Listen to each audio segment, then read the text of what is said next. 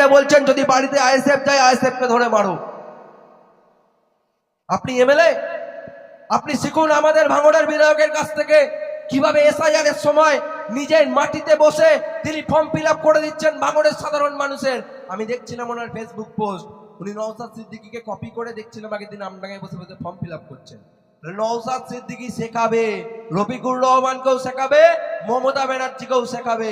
এই শেখানোর লোকটা পশ্চিমবঙ্গে নওশাদ সিদ্দিকী, উনি বিকল্প, কোনো বিজেপি বিকল্প নয়। এই আমডাঙ্গার বুকে যারা বিজেপি করছেন, এই আমডাঙ্গায় বিজেপি জিততে পারবে না।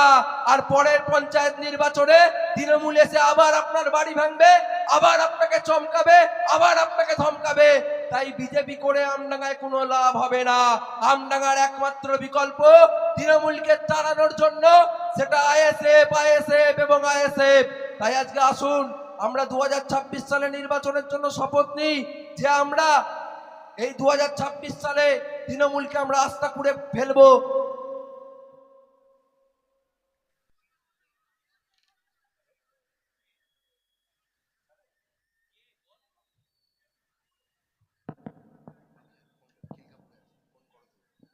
আমি যে কথা বলছিলাম, ভাইজান ফোন করেছিলেন, উনি খিলকাপুরের কাছাকাছি চলে এসেছেন, আর কিছুক্ষণের মধ্যে উনি প্রবেশ করবেন আমাদের মধ্যে। আমি আর আমার বক্তব্য দীর্ঘায়িত করব না, শুধু বোধাই পঞ্চায়েত সহ আমডাঙ্গা বিধানসভার যারা এসেছেন তাদেরকে বলবো আগামী 2026-এ আমডাঙ্গায় পরিবর্তন করতে হবে। যদি 2026-এর পর থেকে আগামী 5 বছর এমএলএ-কে আপনার বাড়ির দুয়ারে দেখতে চান, যদি 2026-এর পর থেকে আমডাঙ্গার প্রত্যেকটা শিক্ষা প্রতিষ্ঠানে সঠিক শিক্ষককে দেখতে চান, যদি 2026-এর পর থেকে আমডাঙ্গা যে হাসপাতাল আছে সেটাকে মাল্টি স্পেশালিটি হাসপাতাল দেখতে চান, এবং আমরা আমাদেরকে আইএসএফ কে বলছে না মুসলিমদের দল, হিন্দু পাড়ায় পাড়ায় গিয়ে বলছে আইএসএফ মুসলিমদের দল। আজ পর্যন্ত বিজেপি যে দাবি করেনি, তৃণমূল যে দাবি করেনি, সেই দাবি আমরা ইন্ডিয়ান সেকুলার ফ্রন্ট করেছি। আমডাঙ্গা কলেজ,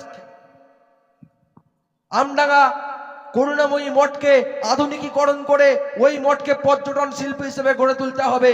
যে আমডাঙ্গা করুণাময়ী মঠ দীর্ঘ সেই ভারতবর্ষ স্বাধীন হওয়ার আগে থেকে যে মঠকে আমরা দেখে এসেছি, সেই মঠে আজ পর্যন্ত পর্যটন শিল্প হিসেবে গড়ে ওঠেনি। ওখানে পর্যটন শিল্প হলে বেকার যুবকরা কর্মসংস্থান হবে। আজকে বত্তির বিলে যদি পর্যটন শিল্প হিসেবে গড়ে ওঠে বেড়াবেড়িয়া বত্তির বিল, সেখানে বেকার যুবকদের কর্মসংস্থান হবে। সেই দাবি আমরা ইন্ডিয়ান সেকুলার ফ্রন্ট করছি, আমরা বিকল্প শক্তি হিসেবে করছি। তাই আজকে মানুষকে সেই বিকল্পটা বেছে নিতে হবে। আজকে আপনাদের সামনে একটাই বিকল্প, হয় তৃণমূল না হলে আইএসএফ, মাঝখানে কোনো কিছু নেই। তাই হয় আপনি তৃণমূল না হয় আপনি আইএসএফ, বিজেপি নেই, অন্য কোনো দল নেই। 2026 আপনাকে সেই বিকল্পটাকে বেছে নিতে হবে। এই আহ্বান জানিয়ে আমি আমার বক্তব্য শেষ করছি। সকলকে সংগ্রামী অভিনন্দন, সকলকে ধন্যবাদ। ইনকিলাব জিন্দাবাদ, স্টুডেন্টস ফ্রন্ট জিন্দাবাদ, আইএসএফ জিন্দাবাদ।